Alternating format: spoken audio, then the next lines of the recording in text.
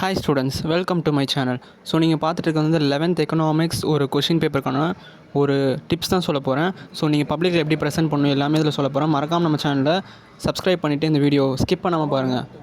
So நீங்கள் பார்த்துட்டு இருக்கிறது வந்து எக்கனாமிக்ஸ் ஒரு கொஷின் பேப்பர் தான். ஸோ எக்கனாமிக்ஸ் பொறுத்தளவுக்கு நீங்கள் முடிஞ்ச அளவுக்கு டயக்ராம்லாம் கான்செப்ஷுவலாக படிக்க பாருங்கள். ஸோ உங்களுக்கு புரியலனா கூட உங்கள் டீச்சர்ஸ் கிட்டே நம்ம சேனலில் கூட நீங்கள் ரெஃபர் பண்ணி படிங்க. எது எது இம்பார்ட்டண்ட்டோ அதை மட்டும் படிங்க.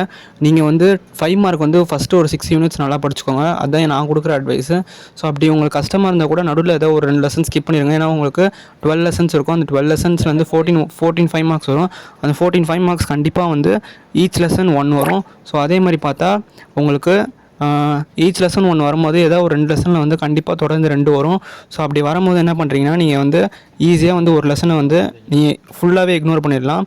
அதே மாதிரி உங்களுக்கு ஃபஸ்ட்டு இன்ட்ரடக்ஷன் ஆஃப் மைக்ரோ எக்கனாமிக்ஸில் ரொம்பவே ஈஸி. ஸோ அதெல்லாம் நல்லா படிச்சுக்கோங்க. அதே மாதிரி 10th லெசன் ரொம்ப இம்பார்ட்டண்ட், 11th மினரல்ஸ் ரொம்ப இம்பார்ட்டண்ட், 9th உங்களால் படிக்க முடிஞ்சால் படிச்சுக்கோங்க. 10th அன்எம்ப்ளாய்மெண்ட் ரொம்பவே முக்கியம். நான் சொல்லிவிட்டு அதே மாதிரி ரிகார்ட் ஆஃப் தியரிலாம் நல்லா படிச்சுக்கோங்க. அதெல்லாம் கண்டிப்பாக வரும். 7th லெசன் முடிஞ்சால் படிச்சுக்கோங்க. 5th லெசன் ரொம்பவே முக்கியம். 4th லெசன் அதே மாதிரி ரொம்ப முக்கியம். The law of demand and its எக்ஸம்ஷன்லாம் ரொம்ப முக்கியம். Thank you, all the best.